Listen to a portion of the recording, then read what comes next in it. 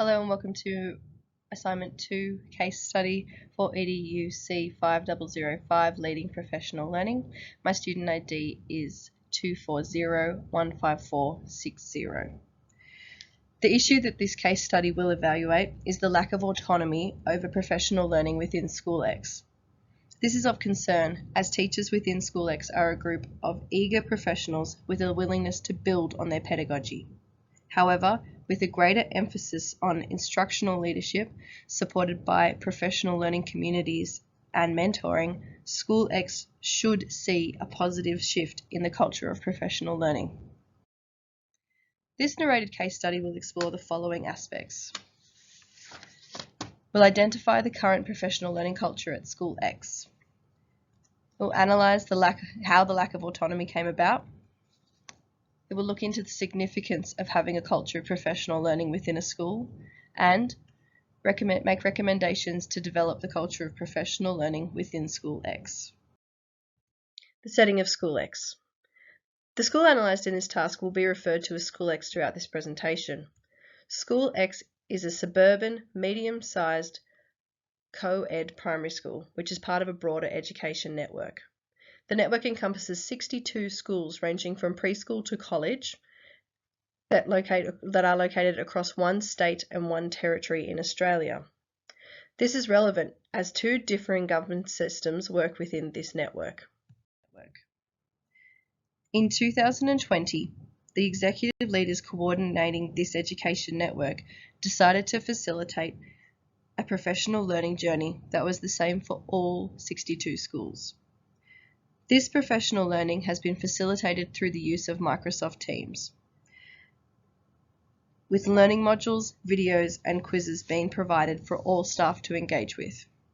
This case study will discuss the impact of this professional learning series, as staff within these schools have been requested to participate.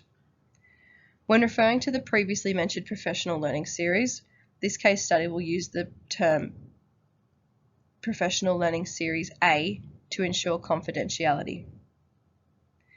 So the question needs to be asked, what is the exact issue that this case study is reviewing?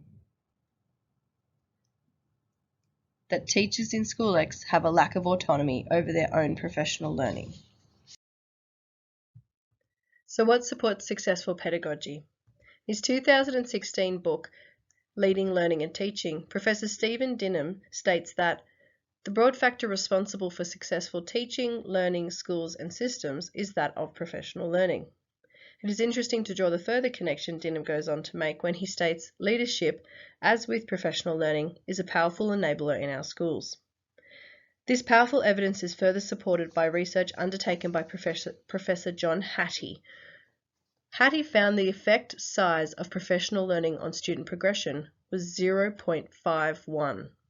Whilst debates on Hattie's data can be drawn and do show relevance, this research shows the importance of professional learning being available and accessible to teachers. The interesting critique to observe here from a leadership perspective is that of the impact of transformational leadership versus instructional leadership. Ken Avenell, a Principal Education Officer with the Brisbane Catholic Education, states the definition of transformational leadership as focusing on the connection between leaders and followers. Transformational leadership includes building a clear vision, establishing a commitment to agreed goals, encouraging high expectations, and being highly visible to reinforce expectations. Avenell then goes on to state that instructional leadership encompasses transformational leadership but places a greater emphasis on teaching and learning, with the behaviours exhibited by the teacher when working with the students. When considering the need and importance of professional learning, value must be placed on the leadership style of the leaders within the setting to ensure the development of staff is holistic. There are two reflection questions there that you could pause and ponder with your staff. What does the impact of a lack of strong instructional leadership have on School X? Reflecting upon the leadership styles within the School X setting, it is evident that there is a lack of strong instructional leadership in place.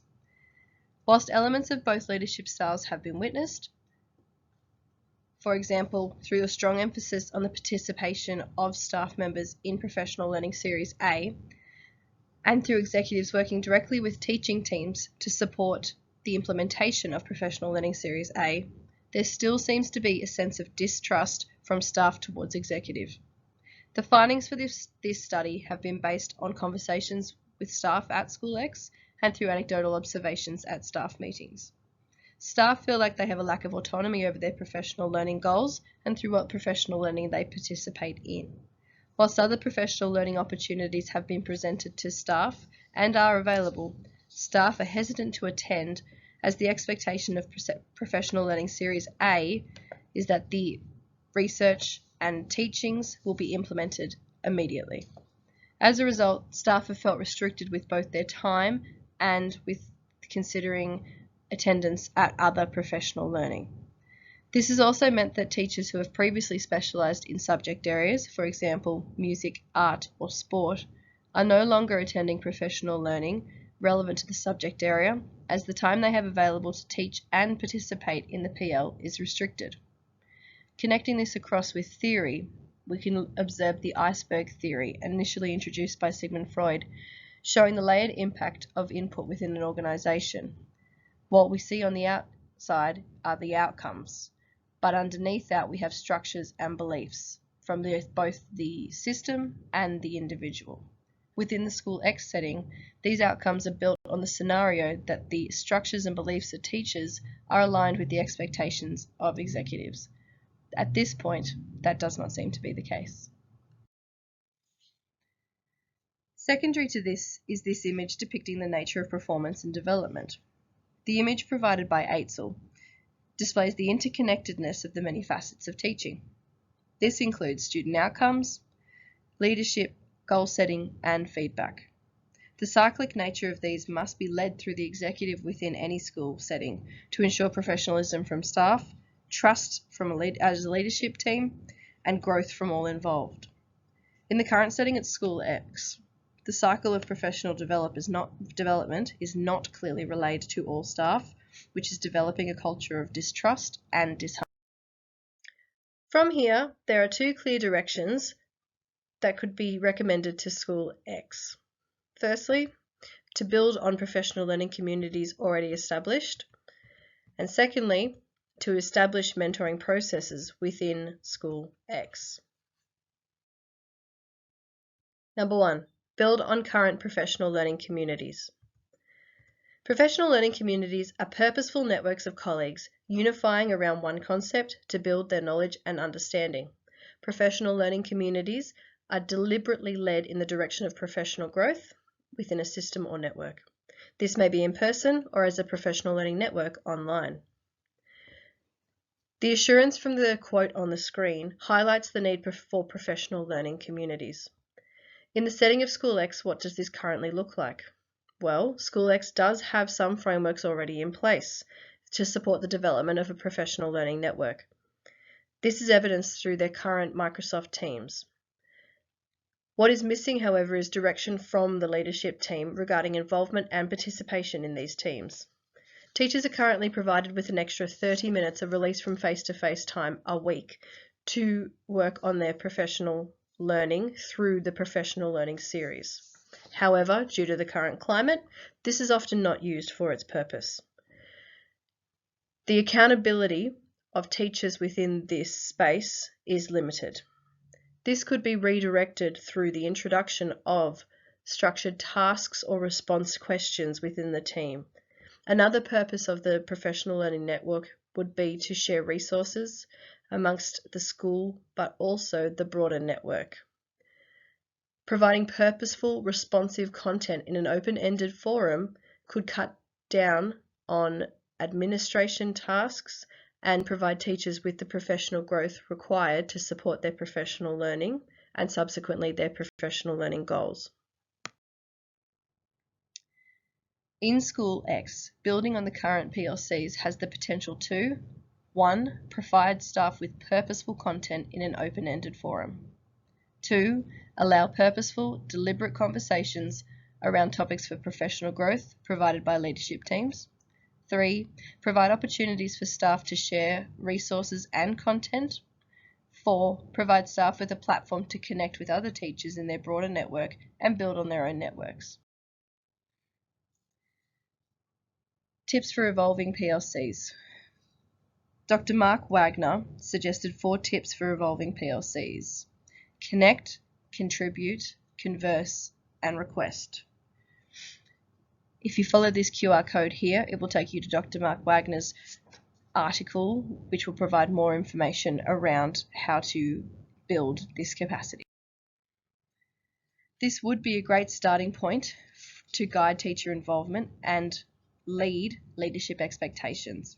It clearly identifies the flow-on effect for the participant. The second recommendation provided to School X is to introduce a stronger mentoring model facilitated by the executive team for all staff. There are many ways that this could be coordinated with minimal impact on the workload of staff and, in due course, the executive. However, care and time must be given to the implementation to ensure successful outcomes are achieved. This again draws back to the need for strong instructional leadership systems to be in place so all staff are aware of the expectations and the purpose of mentoring. But then they also too have faith and trust in their leadership team so constructive conversations can occur. The suggestion that will be made here is that the following flowchart be implemented. Number 1, self-assessment. Number 2, reflection and goal setting. Number 3, ongoing formation. 1, self-assessment. Firstly, teachers should be taught to self-reflect through an unbiased medium. The QR code provided links to the AITSL self-assessment tool. The self-assessment tool is relatively simple and provides evidence-based feedback to staff against the Australian-wide AITSL professional standards. Staff only need to create a log-on and move forward from there. Secondly, reflection and goal setting. Staff need to be taught the skills of self-reflection. With consideration given to the first step, this reflection could look like each executive member sitting with members of their designated grade group, going through the results of the AITSL self-assessment. From this, the leadership member and the teacher would develop a goal for the teacher using the SMART goal framework. This could be an opportunity for the leadership member to provide feedback from observations or on programs for the teacher. This meeting is to validate the teacher's requests, thoughts, and feelings, and to build a unified front moving forward. Thirdly, ongoing professional development and formation. Finally, the teacher and mentor must provide accountability. For example, thorough targeted goal setting should provide an established time frame to achieve said goals.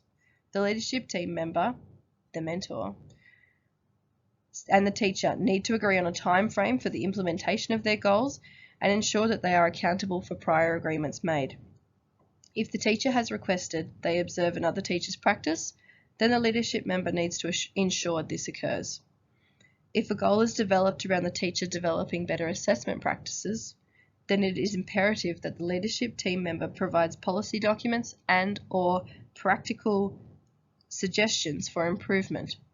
Robust, critical conversations need to occur to support the facilitation of professional growth. Should strong mentoring systems be established in School X, then the progression of these would be to build on the mentoring network from being led purely by the leadership team to having senior staff members as mentors to junior staff. This again is led through firm instructional leadership with expectations and guidance available. So in conclusion, School X is at a critical juncture in the professional development of its staff.